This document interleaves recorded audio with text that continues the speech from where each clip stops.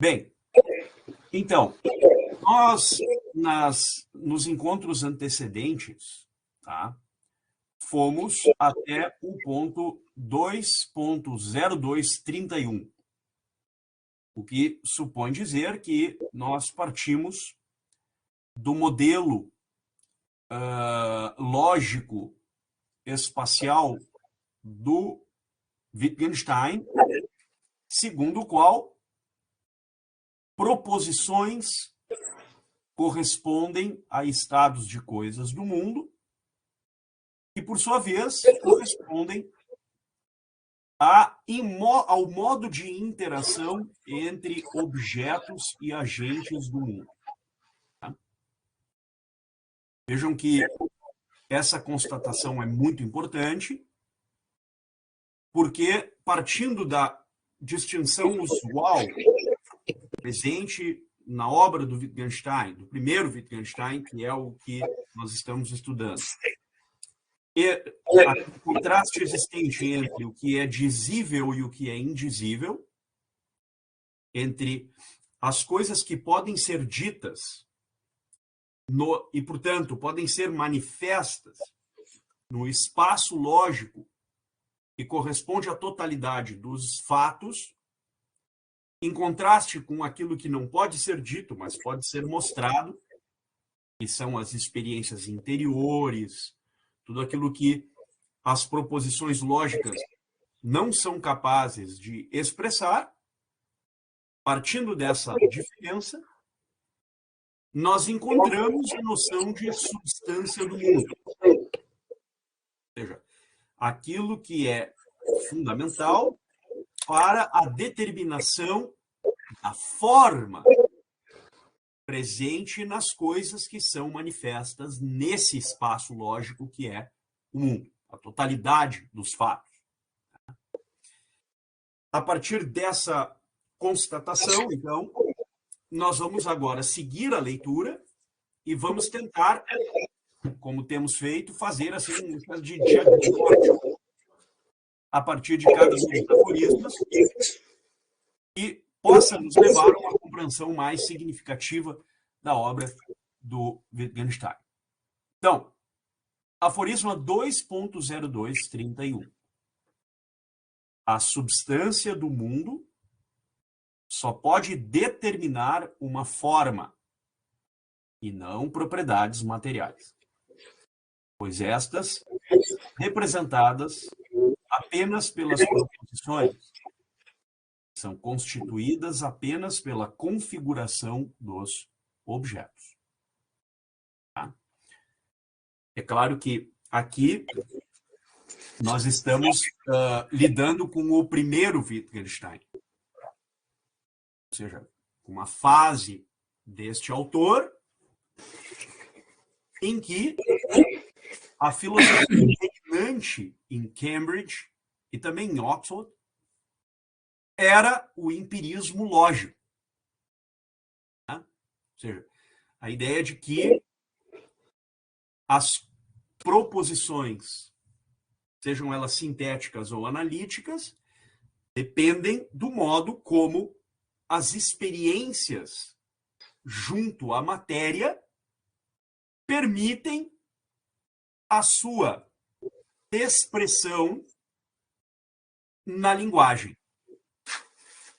De modo que a linguagem busca expressar o âmbito das experiências sensíveis que, por sua vez, aportam para esse espaço lógico da linguagem as suas condições de verdade.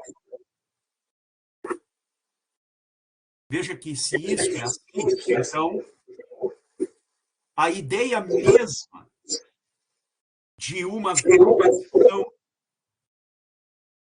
necessita ou depende das propriedades materiais presentes nos estados de coisas, que são representados mediante os objetos. Professor? Oi? O microfone da Jennifer está ecoando a sua voz. Tá dando... Desculpa, gente, desculpa. Tranquilo, não, sem problema. Então, não sei se agora ficou melhor, pessoal. Tranquilo, qualquer coisa me avisa. Então, vejam isso. As propriedades materiais constituem uma condição para a assunção proposicional. Isto é, para que a linguagem possa manifestar aquilo que a experiência permite ser manifesto. Tá? Veja que isso se diferencia do que o Wittgenstein chama de forma. Tá? Ou seja, a forma aqui é determinada por aquilo que ele chama de substância. Tá? Agora vejam o paralelo comparativo que nós podemos fazer com o que ele chama de substância e o que os filósofos antigos, né, os gregos, especialmente o Aristóteles, chamavam de substância. Porque para os filósofos antigos, substância corresponde à forma presente em um indivíduo. E substância é isto que corresponde à natureza mais radical, mais profunda, presente em um ser. Daí a noção aristotélica de ousia, a palavra grega, desculpem, que designa esta noção de substare, de estar radicalmente em algo. Tá? Essa é a noção clássica de substância. E era esta noção de substância que, do ponto de vista da filosofia clássica, era uma condição para a determinação da forma universal. Isto é, aquilo que era a essência comum entre os diferentes seres. Por exemplo, nós todos aqui temos a forma comum de sermos humanos. Então, compartilhamos uma essência comum. Essa é a visão antiga, clássica da filosofia. Quando nós lemos aqui no aforisma, a substância do mundo só pode determinar uma forma, veja que há algo muito aparentemente próximo dessa noção, mas que, se nós adentrarmos mais profundamente naquilo que o Wittgenstein está trazendo, nós vamos verificar que as aparências aqui nos levariam a inúmeros enganos. Porque, apesar do vocabulário comum compartilhado, existem enormes diferenças entre uma coisa e a outra. Tá? Ou seja, o imaginário que nós temos a respeito das noções e dos conceitos presentes na filosofia clássica, né, embora sejam os mesmos do ponto de vista sígnico, sejam os mesmos signos da linguagem, o âmbito de significado desses signos, todavia, não é o mesmo. E aqui nós temos um enorme desafio, né, perante este ponto. Há um compartilhamento na linguagem, mas não há um compartilhamento nos significados da linguagem. E agora, como é que nós ficamos diante desse desafio? O que é substância do mundo para o Wittgenstein?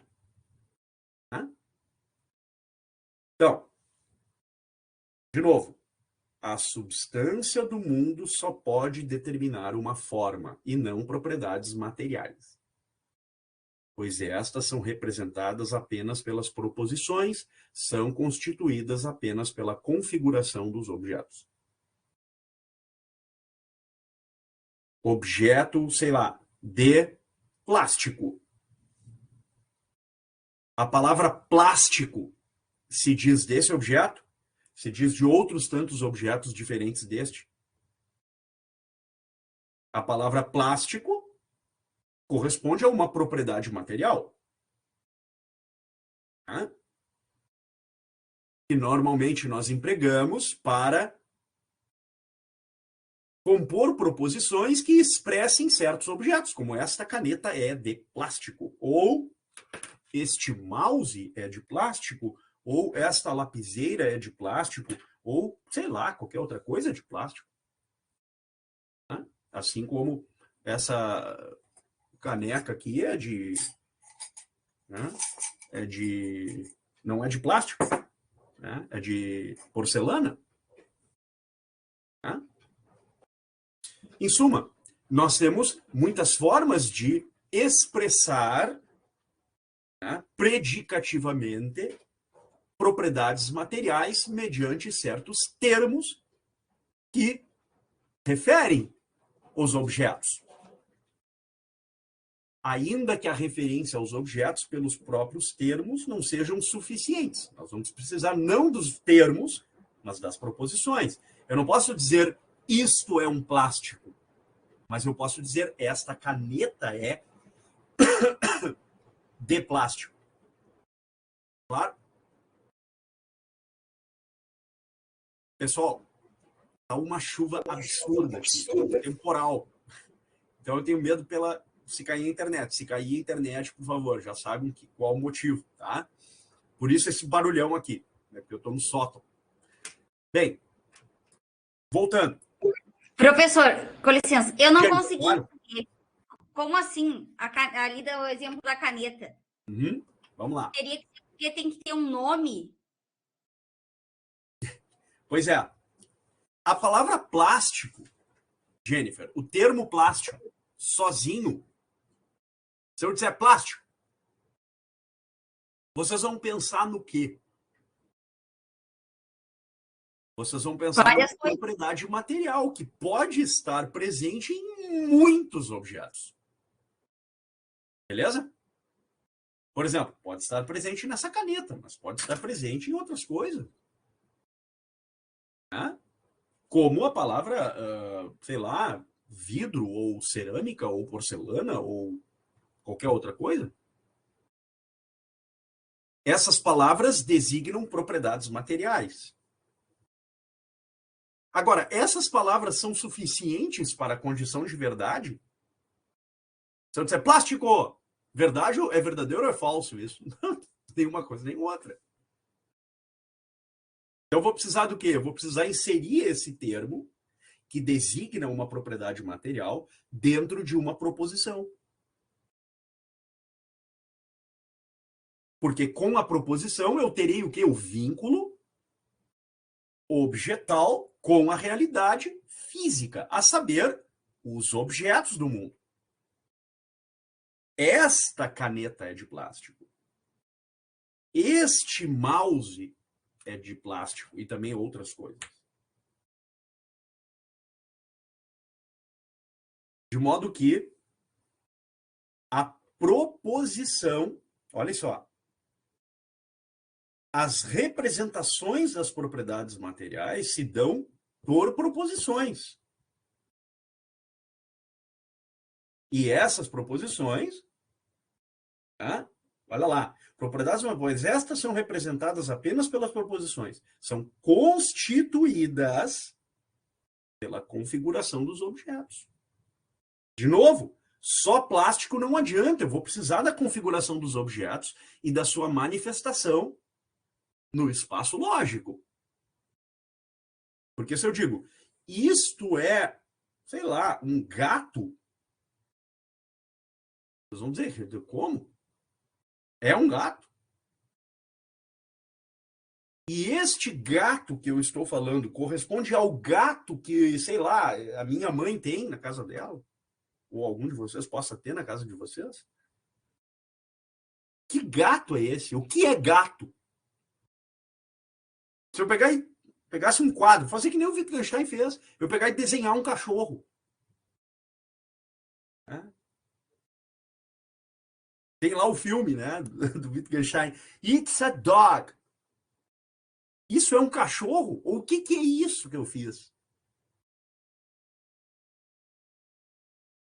Vamos tentar fazer um esforço aqui, gente. Olha só, de pensar as coisas do mundo experimental sem metáforas e sem analogias. Veja a dificuldade que é isso. A imensa dificuldade, os imensos desafios que nós teríamos com este exercício cognoscitivo. Estão percebendo a dificuldade da coisa? Como a linguagem é algo extraordinariamente complexo, muito mais do que do modo como ela se apresenta na linguagem natural, ordinária. E aí ele continua, vejam. Em termos aproximados, os objetos são incolores. 2.0233. Dois objetos da mesma forma lógica, desconsideradas suas propriedades externas, diferenciam-se um do outro apenas por serem diferentes. Vamos pegar o que isso quer dizer, né? Como é que eu vou expressar as coisas do mundo, os objetos e a interação e o movimento entre eles, a interação entre os objetos e o movimento de cada um deles no mundo, formando assim os estados de coisas, se em que eu previamente parta de distinções não apenas presentes no mundo experimental, mas distinções presentes na linguagem.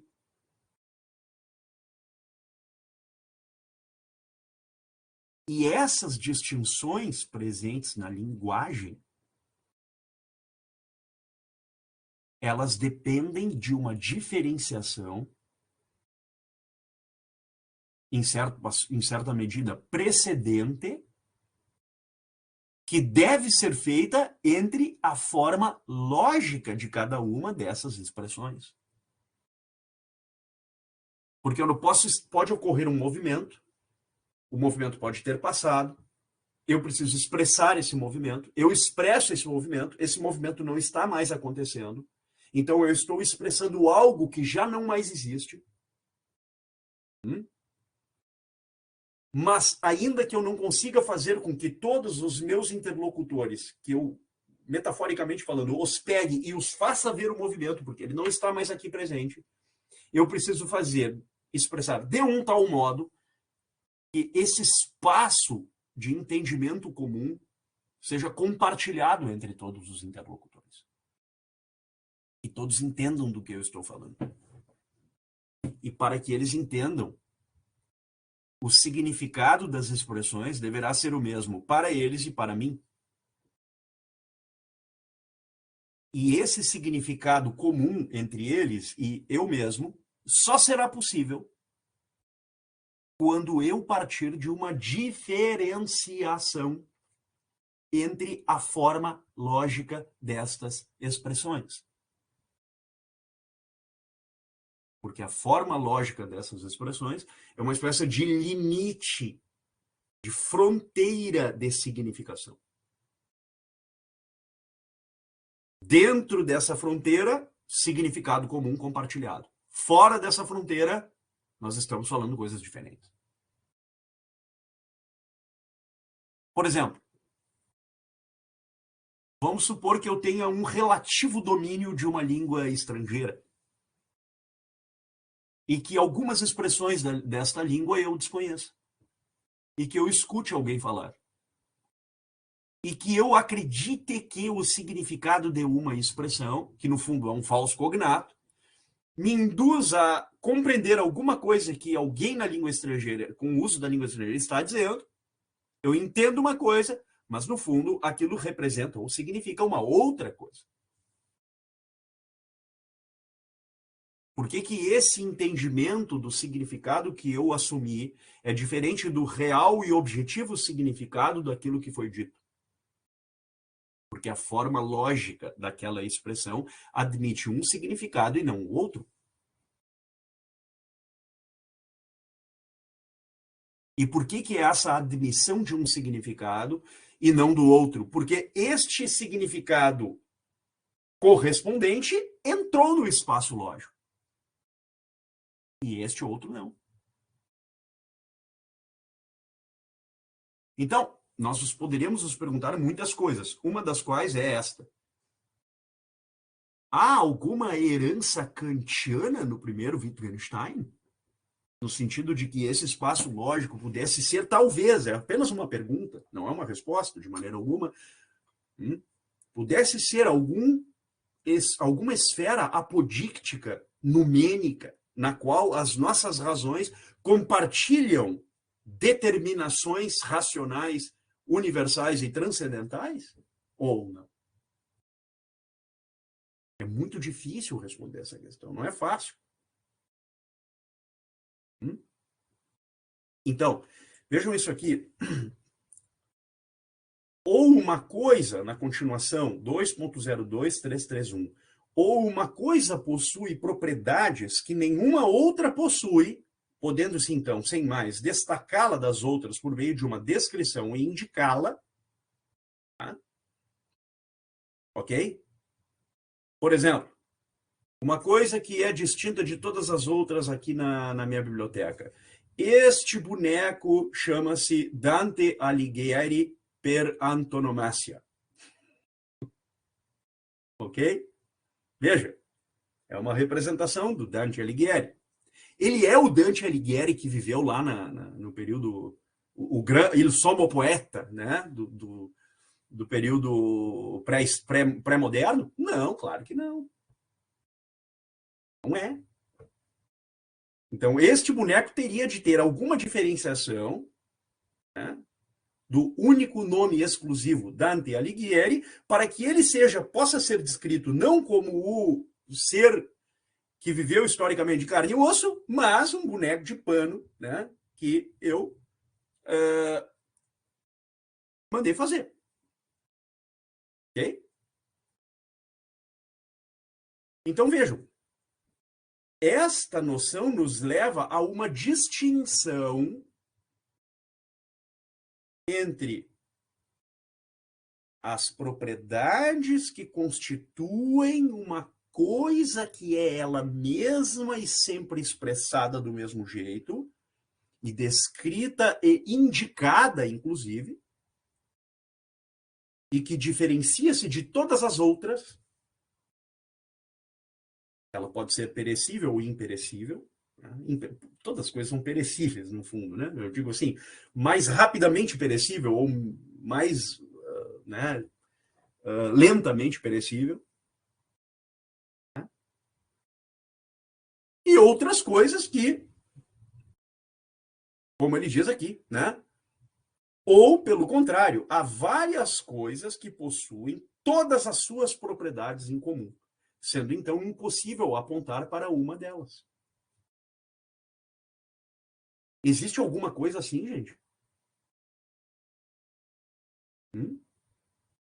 Existem coisas que têm todas as suas propriedades em comum, né? E que eu, portanto, não posso apontar para nenhuma delas singularmente. Se sim, que coisas são essas? Veja, todos esses planteamentos que o nosso autor traz, apresentam para nós mais perguntas do que respostas. Porque esta obra não é apenas uma exposição rigorosa do ponto de vista lógico-proposicional das condições de expressão da linguagem e daquilo que, embora não possa ser dito linguisticamente, possa ser mostrado. Não se trata apenas disso, mas se trata da concreção de uma verdadeira forma mentis, de uma nova forma de pensar, a partir da qual a filosofia contemporânea, especialmente a filosofia analítica, tá, se desenvolve e alcança resultados, eu diria, extraordinários em muitos campos. Como é o caso, por exemplo, da lógica e das lógicas. atuais. É uma forma mentis que o nosso autor está a propor aqui. Tá? Muito bem. O Igor trouxe uma coisa. Lembrei-me do quadro de Magritte. Aham, pois é. Exatamente. A gente poderia trazer este e outros casos também. Eu tenho aqui no meu escritório, por exemplo, o quadro da morte de Sócrates, do Jacques-Louis David. É outro caso. Quer dizer, o destaque entre a representação, a pintura propriamente dita, né, a representação, e o fato, ou o suposto fato narrado em si mesmo, né, tal como imaginado por nós. Vejam que são 3 níveis distintos de expressão. Ok? Muito bem. Pois se uma coisa não é distinguida por nada, não posso distingui-la, pois, caso contrário, ela passaria a estar distinguida. Olha o que ele está falando aqui, cara. Olha aqui, gente. Se uma coisa não é distinguida, diferenciada por nada, nada a diferencia. Então eu não posso diferenciá-la. Porque se eu pudesse diferenciá-la, ela passaria a estar distinta de outras. Então é o velho contraste platônico entre o uno e o múltiplo, ou entre o que é singularizado absolutamente e o que é singularizado por relação, ou seja, a relação que se estabelece entre o singular e outros singulares. Tá?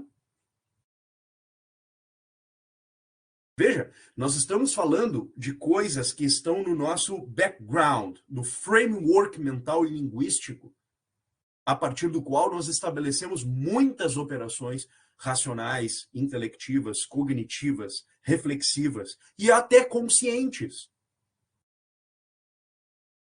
É como se a gente pegasse aquilo que está lá no pano de fundo inarticulado da nossa estrutura cerebral e colocássemos anteojos, para que nós possamos, então, agora sim, compreender mais profundamente este background, este pano de fundo inarticulado. E esse é o grande esforço aqui. Tá? Esse é o grande esforço. Então vejam, aquilo que estabelece diferença e unidade, pois bem, como eu serei capaz de estabelecer diferença e identidade, semelhança e não semelhança, o que é semelhança, o que é de semelhança, por que as coisas são iguais ou diferentes, o que significa o idêntico e o diverso, de onde que vieram essas coisas. Eu não aprendi certas noções como estas, por exemplo, apenas e tão somente pelo uso experimental, ou aprendi. Do que se trata? Qual é a fonte? What is the source of knowledge? Esse é o ponto. Então, 2.024. A substância é o que subsiste independentemente do que seja o caso. Ela é a forma e conteúdo. Então, a substância é o quê? Veja a aproximação não material, mas formal, com o modo de pensar as coisas a partir da ótica aristotélica aqui.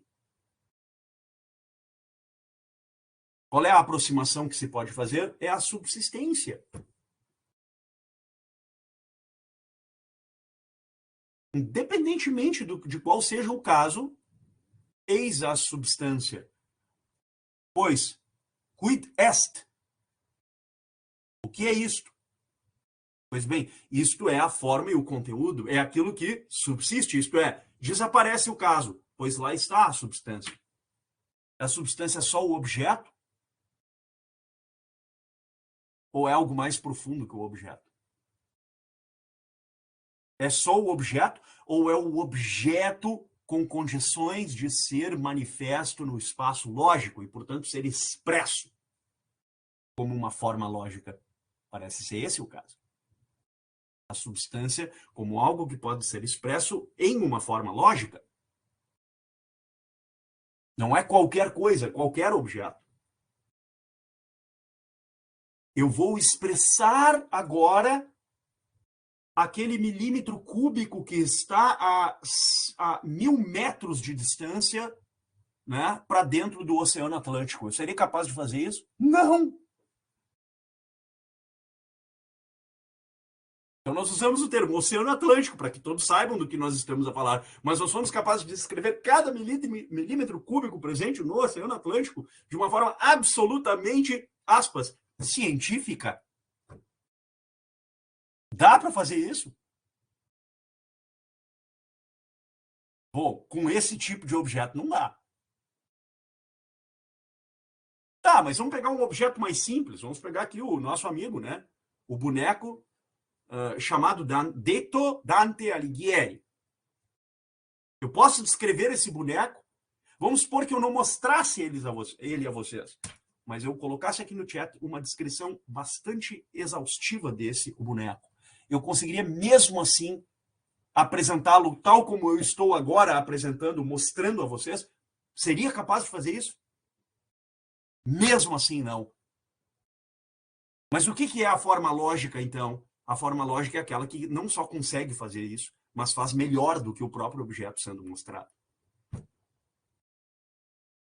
Olhem, só isso. Um químico pode olhar para a mistura de componentes químicos, mas ao fazer a leitura analítica do comportamento dos elementos químicos, ele certamente fará uma leitura muito mais rigorosa do que a mera observação experimental é capaz de fornecer. A mera observação experimental não lhe dá um senso, uma proporção exata de quantidade, por exemplo. Coisa que a leitura analítica é capaz de fazer. Porque a leitura analítica está sendo manifesta numa forma lógica. Numa forma suficientemente capaz de expressar todas as condições presentes, forma, conteúdo, do modo de interação desses objetos. Professor? Vitor? Então a correspondência entre imagem, no caso figuração, e realidade só é possível a partir da experiência lógica? Então, de uma forma lógica, exatamente. Uma forma lógica. Uhum. Exatamente, Victor. Entendi. Agora, há um risco nisso. Nós não vamos ver isso hoje, mas vamos ver mais para frente. O risco disso é o que normalmente nós chamamos de solipsismo. Há um risco enorme nisso aí. Tá? A dimensão autorreferencial. Vou pegar um exemplo aqui. Vamos imaginar um grupo que, né, a humanidade desaparecesse e ficassem só químicos. Sobrevivessem 17 químicos. E agora eles impõem uma lei para si. Nós só vamos falar na linguagem da forma lógica. Nenhuma outra linguagem será aceita neste grupo. Será possível fundamentar uma sociedade humana a partir disso? E agora? Não, tudo é ciência, tudo é cientificismo, vamos lá. E agora? É possível ou não? Dá para fazer ou não? Qual é o problema? O problema é um só. Essa questão não se deve colocar. Não é que ela não possa ser colocada. Mas por que ela não se deve colocar? Ou por que ela não deve ser colocada? Ela não deve ser colocada porque isso não é uma experiência real, é apenas uma hipótese imaginativa. Dicas de passagem, muito improvável.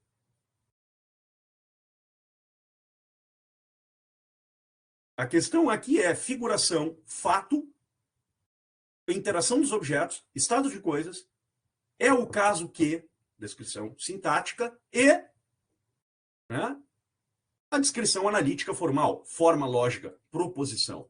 Proposição, estado de coisas, interação dos objetos. É o caso que? Descrição do fato.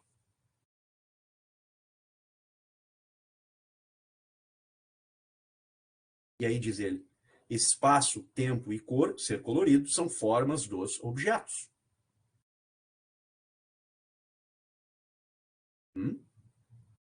O objeto está onde? O objeto está, sei lá, largado no espaço aqui, sei lá, vamos pegar aqui o pendrive, né? O pendrive está solto no ar. Né? Vamos pegar alguns dos sistemas filosóficos, né? Não, os objetos estão interagindo no espaço. Beleza. Ok. Eu sou capaz de entender as coisas de um modo isolado, presentes no espaço, assim, sem nenhum vínculo, apenas pela constatação de que o objeto está aí e ele... O ser aí... Não, é claro que ele supõe uma dimensão espacial, ele supõe uma dimensão temporal, e ele supõe uma certa diferenciação interna entre ele e ele próprio, ele e as outras coisas. Uma das quais é o fato de que este objeto tem, sei lá, né, certas propriedades que lhe permitam diferenciar, por exemplo, deste outro objeto chamado caneta. Não só no espaço, como também nas cores e como também no tempo. Então, é claro que a descrição desse objeto terá de contar com estes elementos, esses requisitos para a sua lógica expressividade. É somente assim que esse objeto vai entrar no espaço lógico. Ele não entra sozinho, mas ele entra dentro de um estado de coisas. Se esse objeto jamais tivesse sido nominado por alguém de pendrive, então logo eu escrevesse aqui pendrive, vocês não saberiam do que eu estaria a falar. Vamos supor que o nome desse objeto fosse, sei lá, dispositivo P. Esse fosse o nome dele, comercial até. Todo mundo chama isso aqui de dispositivo P. Pois bem, eu coloco aqui pendrive. Ninguém sabe do que eu estou falando. Agora, tão logo eu falo dispositivo P, eu vou precisar descrever o que é o dispositivo P. A Ingrid, professor, seria muita loucura relacionar essa teoria com a linguagem computacional, porque me parece que, em termos práticos, esse seria um espaço onde esse nível de exatidão da descrição de um objeto cabe bem. Exatamente, Ingrid, é exatamente isso. A linguagem de computação, a linguagem de programação, do meu ponto de vista, é o melhor exemplo de expressão do que representa o tratados lógico-filosóficos. Com certeza absoluta. É o esforço máximo pela constituição de um espaço lógico, no qual as condições de verdade estão atreladas de maneira significativa, com as descrições analíticas não só dos objetos, mas da sua interação com outros objetos e dentro dos estados de coisas. Que é aí que eles têm um espaço, um tempo e um sentido colorido. Esse é o ponto. Essa é a forma deles. Porque se a gente olhar só para as propriedades materiais, vamos supor que eu pegasse aqui um martelo, destruísse esse objeto aqui, ele ficasse em pedaços, ele continuaria sendo um pendrive. Do ponto de vista das suas propriedades materiais, as propriedades continuariam sendo as mesmas, com algumas alterações aqui e acolá. Mas o que dá a isso forma é o fato de que não apenas eu consigo diferenciar esse objeto de outras propriedades materiais, outros objetos que tenham as mesmas propriedades materiais, mas mais do que isso. Que ele me apresente essas diferenças e que eu seja capaz de expressar essas diferenças. Eu preciso expressar essas diferenças. E como é que eu vou fazer isso? Rodrigo, professor, isso relaciona em alguma linha com o que o Reid, o Thomas Reid, né, trata em sua filosofia? Sem dúvida, sem dúvida. Também é um esforço, né, por uma, digamos assim, filosofia analítica da epistemologia e da antropologia, de algum modo. É o que ele propõe lá. Né? É difícil algum filósofo contemporâneo não ter algum envolvimento com o Wittgenstein. Seja com este, seja com o segundo Wittgenstein. Muito difícil. Né? Então, diz ele, 2.0251, para fechar esse primeiro ponto. Espaço, tempo e cor, ser colorido, são formas dos objetos. E aí, agora sim, 2.026. Só havendo objetos, pode haver uma forma fixa do mundo. Por quê? Porque os objetos carregam consigo formas lógicas. E como é que eu vou conceber o mundo sem formas lógicas?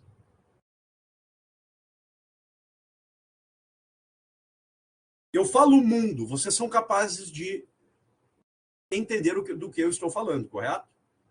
Agora, eu vou plantear um outro desafio. Conheçam empiricamente o mundo. Vocês seriam capazes de fazer isso? Vocês teriam que percorrer todos os lugares do mundo. Seria possível fazer isso? As pessoas falam, bah, eu viajei o mundo inteiro. Viajou mesmo.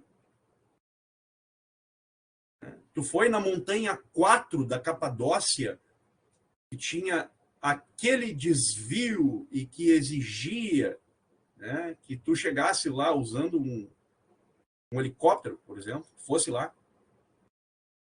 Não, ninguém foi lá. Então ninguém conhece o mundo. Então a nossa única alternativa não é conhecer empiricamente o mundo, por óbvio, mas é expressá-lo com o uso de formas lógicas, ou seja, de proposições que expressem não só os objetos singulares, mas a forma lógica desses objetos em interação com outros, por relações de diferenciação com outros objetos. Por exemplo, este pendrive não é aquele.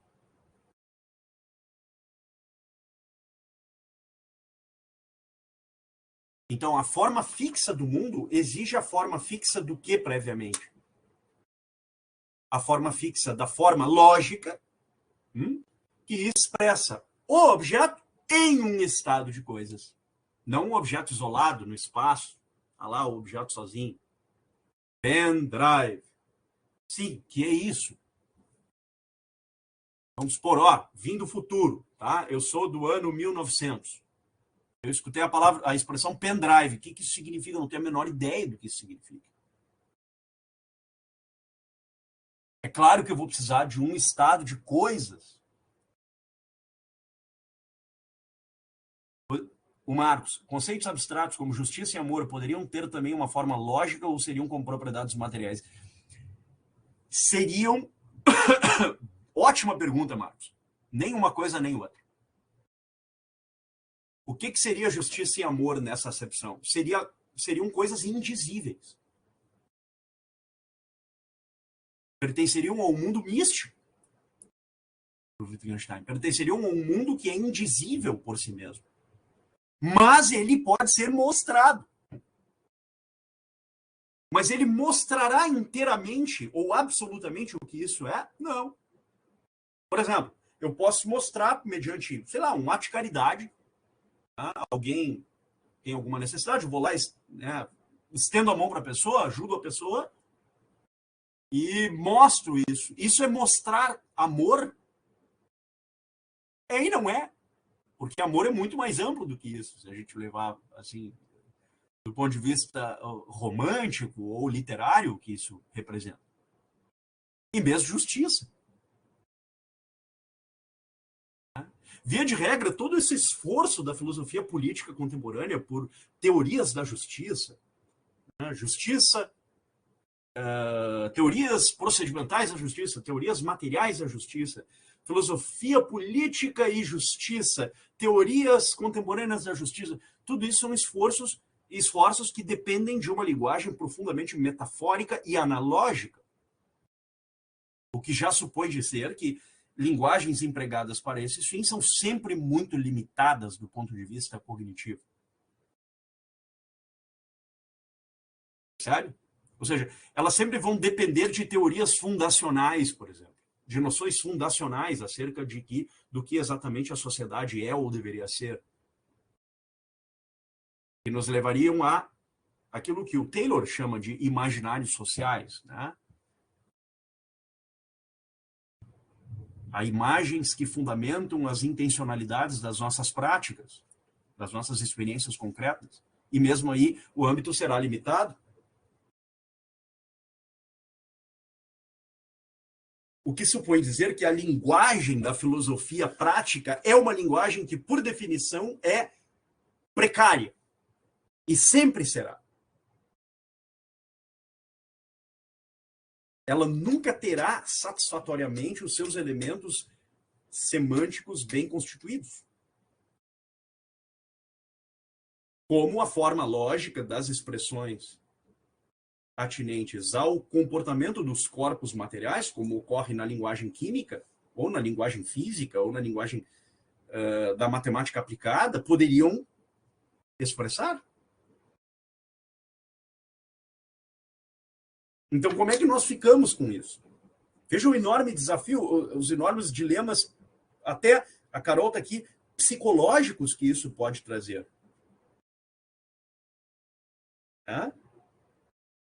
A confiança absoluta na capacidade da linguagem de expressar, mediante formas lógicas, o que é dizível e o que não é dizível. Por exemplo, vamos montar uma teoria do direito com base naquilo que não é dizível juridicamente. Vamos montar uma filosofia política daquilo que não é dizível politicamente. Ou seja, não é daquilo que não poderia ser dito porque violaria o senso de justiça ou de regras. Não, não é nesse sentido que eu me refiro. Eu me refiro àquilo que ainda não foi pensado por alguém para ser dito. Ou que, mesmo tendo sido pensado, não poderia ser dito dentro de uma forma lógica. E agora? Veja o enorme problema que nós temos aqui, né? Ok? Marcos, essa questão que tu traz é extremamente importante, né? Extremamente importante. Então, só havendo objetos pode haver uma forma fixa do mundo. 2.026. 2.027. O fixo, o subsistente e o objeto são um só. Claro, é a teoria da figuração. Se eu não assumir que o fixo, o subsistente e o objeto são um só, eu não poderia ter forma lógica. Mas, ao mesmo tempo, o objeto está num estado de coisas, então ele está em interação com outros. Como é que fica isso? Ao mesmo tempo, ele está em movimento, mas ele é expresso sem movimento. O objeto é o fixo, subsistente. A configuração é o variável, o instável, 2.0271. O objeto, fixo. Sua configuração, variável. Por quê? Porque a configuração do objeto dependerá não dele, mas do estado de coisas onde ele esteja. E aí ele terá variações. O pendrive agora é uma coisa. A expressão pendrive em 1900 talvez não existisse. Não sei se alguém em 1900 usou essa expressão para algum fim. Eu não tenho a menor ideia. Mas certamente, se usou essa expressão, não usou para designar esse objeto. Isso é certo.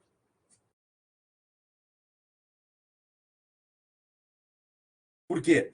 Porque o uso da expressão pendrive agora supõe que este objeto esteja interagindo com outros em um estado de coisas. Por exemplo, esse objeto teria alguma utilidade sem um computador? Não. Um disquete hoje tem algum sentido?